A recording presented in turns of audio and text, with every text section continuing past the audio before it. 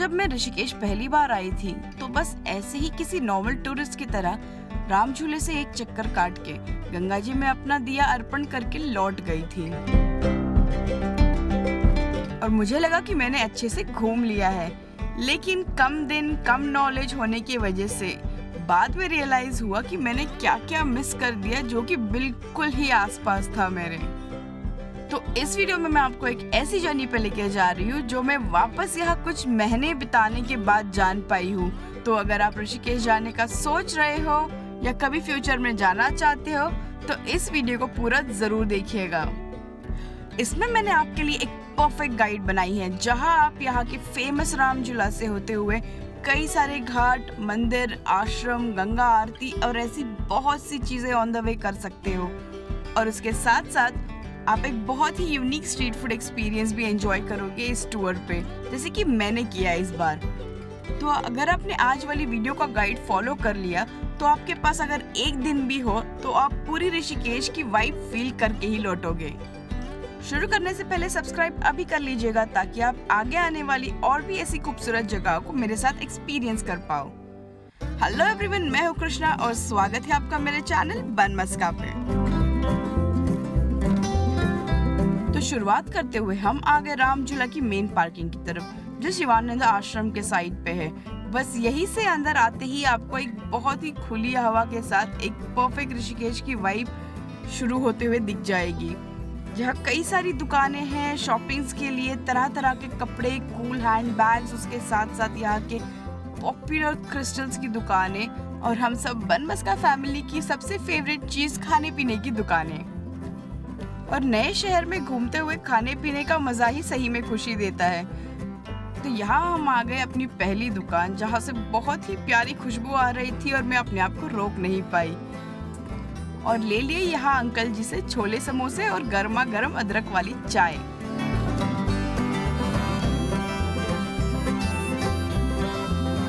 तो ये छोले समोसे तो बहुत ही चटपटे थे, इसमें आलू छोले मिक्स थे और बहुत ही टेस्टी दिख रहा था, एकदम रंगीन। बट मसाले बहुत ही बैलेंस थे, बहुत ज्यादा तीखा नहीं लग रहा था खाने में जैसे कि ये दिख रहा है, बहुत ही फ्लेवरफुल था, मजा आ गया। तो ये वाली चाट खा के तो शानदार शुरुआत हो गई इस गर्मा गर्म अदरक के चाय के साथ। सो फॉर ऑल द चाय लवर्स, चीयर्स। और फिर आगे चलते हुए और भी कई सारी मजेदार दुकानें हैं जहां आप छोटी मोटी चीजें खरीद सकते हो। यहाँ आगे घूमते घूमते हमने कुछ पॉपकॉर्न का पैकेट भी उठा लिया। ये तो जहाँ भी बन रहे हो आपका मन कर जाएगा उनके पास जाने का, और ये तो बिल्कुल बनता है। इसे हम बाद में खाएंगे आगे कहीं बैठ के आराम से। और बस कुछ ही दूरी पर आ जाता है हमारा पहला घाट जहाँ से आपको पहला व्यू दिखता है राम झूले का। और शाम को तो बहुत ही प्यारी सनसेट वाली लाइट होती है यहाँ आप कुछ टाइम बैठ सकते हो। शाम को कई सारी राफ्ट्स भी वापस आ रही होती है तो ये बहुत ही सुंदर लगता है।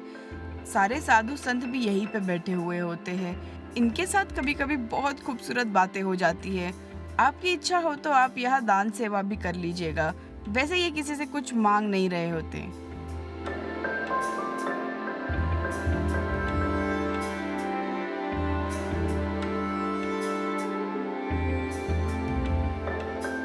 और फिर फाइनली आगे चलते हुए हम पहुंच गए राम झूला के एंट्रेंस पे जहां वैसे ही हमेशा काफी भीड़ लगी रहती है। यहाँ आप स्कूटी और साइकिल से भी आ सकते हो पर चलने में अलग ही मजा है इस पे। और बाकी स्कूटी वगैरह की वजह से भीड़ भी ज्यादा बढ़ जाती है और उसके लिए आप जानकी झूला से जा सकते हो जो कि काफी बड़ा है टू व्हीलर्स आने जाने के लिए, जहाँ हम चलेंगे आगे कुछ देर में। अब वापस आते हैं राम झूले पे। राम झूले पे चलते हुए थोड़ा डर तो लगता है क्योंकि अगर काफी लोग होते हैं तो थोड़ा ज्यादा हिलने का एहसास होता है और हवा तो इतनी तेज चल रही थी इस वजह से ये और भी ज्यादा मूव हो रहा था। तो राम झूले के इस पार आते ही माहौल और भी बढ़िया हो जाता है। यहाँ भी हर तरफ से घाट है, यहाँ पे आप उतर के बोट राइड्स भी कर सकते हो या फिर दिया अर्पण जैसे मैंने किया था पिछली बार।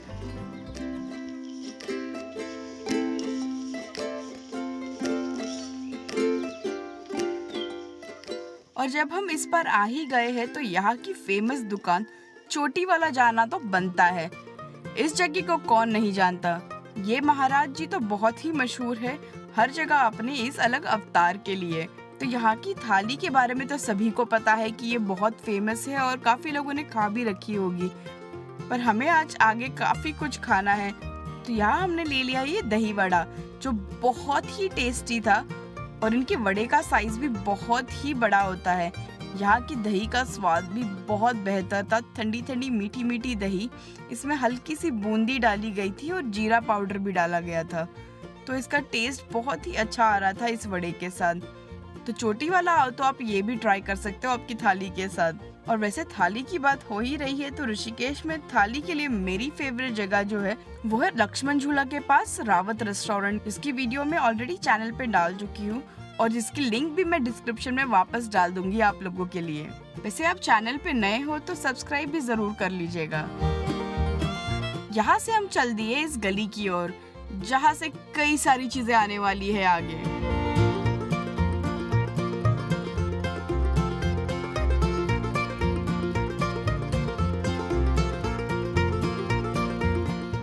और हमारा सबसे पहला स्टॉप था ये यूनिक जगह बेकरी ऑन व्हील्स।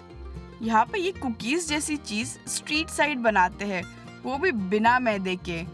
इनके पास ये बहुत ही बढ़िया ओवन है जहाँ पे ये वैरायटीज ऑफ कुकीज बनाते हैं। इनके पास सेसेमे यानी तिल की कुकीज है, चॉकलेट कुकीज है, आलमंड कुकीज है और इनका सेटअप भी बहुत ही बढ़िया है। यहाँ पे एकदम गर्मा गर्म ताज़ी कुकीज आपके आंखों के सामने आपको खिलाई जाती है, तो इससे बड़ा ट्रस्ट फैक्टर और क्या ही हो सकता है।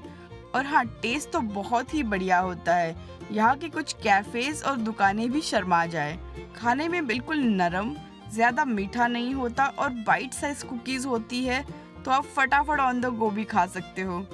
ये चीज मैंने स्ट्रीट साइड में तो पहली बार ही देखी थी। अगर आपके शहरों में ये कहीं आपने देखा है तो कमेंट्स में जरूर बताइएगा। और अब आता है ऋषिकेश का एक बहुत ही फेमस आश्रम गीता भवन, जो कि बहुत ही बड़ा है और कई सारे एकड़ में फैला हुआ है यहाँ, जहाँ आप अपनी यात्रा पे रुक सकते हो। इनके रूम्स भी है और इसके साथ साथ यहाँ पे गीता भवन का फूड कोर्ट भी है, जो कि काफी सालों से चलता आ रहा है। यहाँ इनकी कचौरी और मिठाइयाँ बहुत ही मशहूर है और सुबह सुबह अगर आओ तो पूरी सब्जी तो बिल्कुल खा के जाना। तो हमने भी ले ली अपनी एक कचौरी। इसका स्वाद तो बहुत ही बढ़िया होता है, एकदम मसालेदार। इसके साथ साथ मीठी चटनी दी जाती है। यहाँ से आप इनकी शानदार मिठाइयाँ भी लेके जा सकते हो। सभी कुछ साफ सफाई से रखा और बनाया जाता है।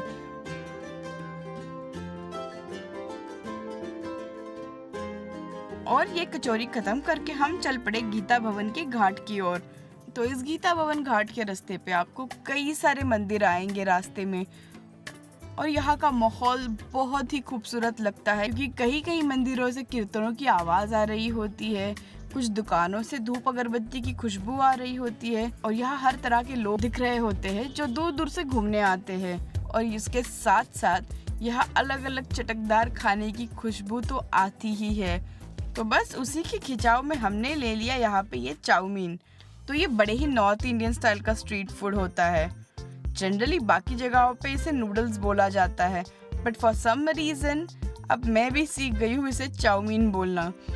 तो हाफ प्लेट लेके हम बैठ गए अपने घाट पे चाउमीन खाने के लिए। तब तक हमने अपने बाकी के खाने के ऑर्डर्स भी दे दिए थे। तो चाउमीन खाने में तो अच्छी लगी मुझे, बट वैसे मुझे इसका इतना ज़्यादा शौक नहीं है। पर अगर आपको पसंद है तो आप ज़रूर ट्राई कर सकते हो। पर ये जो चीज़ है ये है मेरी सबसे फेवरेट चीज़ यहाँ पे, बन टिक्की। ये आपको ज़्यादातर ऋषिकेश में ही खाने को मिलेगी और ये मैंने भी पहली बार यहाँ आके ही देखी। तो ये भी काफ़ी यूनिक स्ट्रीट फूड है यहाँ का। ऋषिकेश में तो आपको ज़रूर ट्राई करना चाहिए। इसके अंदर आलू की टिक्की डाली जाती है और कुछ सब्जियाँ और हल्की तीखी मीठी चटनी लगाई जाती है बन को। और सही में इसका टेस्ट तो बहुत ही लाजवाब होता है। मुझे पहले लगा था कि इसमें क्या ही खास बात है, but trust me, outstanding test होता है इसका और इसे आपको ज़रूर ट्राई करना चाहिए। और ये सब बढ़िया बढ़िया खाना खाते हुए अगर आप गंगा किनारे हो तो इसका स्वाद और मज़ा और भी बढ़ जाता है। नॉर्मल स्ट्रीट फूड तो हम सभी ने खाया है, बस street food with a view हर जगह नहीं मिलता।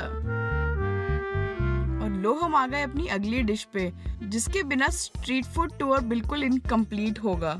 तो आइस गोला खाना हमारे बचपन का एक इम्पोर्टेंट हिस्सा रहा है हमेशा से ही, पर अब शहरों में तो नहीं मिलता और हम खाते भी नहीं हैं। पर इस मौसम में और इस माहौल में तो बिल्कुल बनता है। मैंने तो ले लिए अपने सारे फेवरेट कलर्स खट्टे मीठे। तो आइस गोला में आपका कौन सा फेवरेट फ्लेवर था, आप कमेंट्स में जरूर बताइएगा।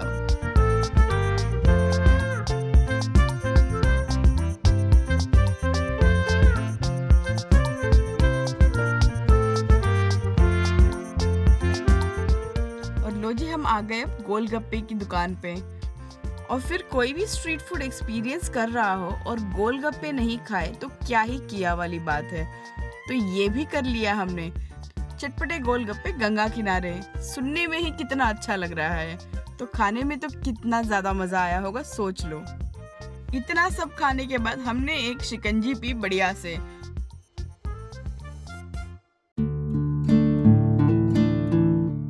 और अब वक्त हो गया था गंगा आरती का, तो थोड़ी पेट पूजा को ब्रेक देते हुए हम बढ़ गए परमार्थ निकेतन की ओर।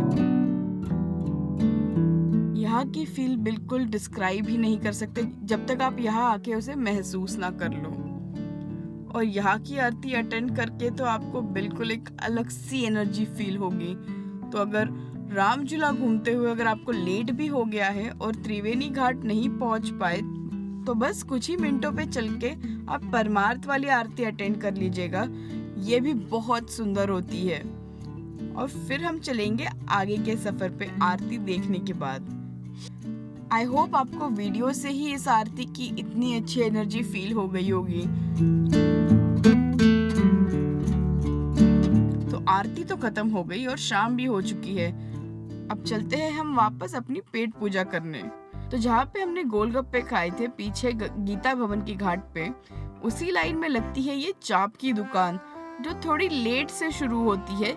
इसलिए हमने सोचा कि आरती अटेंड करने के बाद यहाँ आएंगे।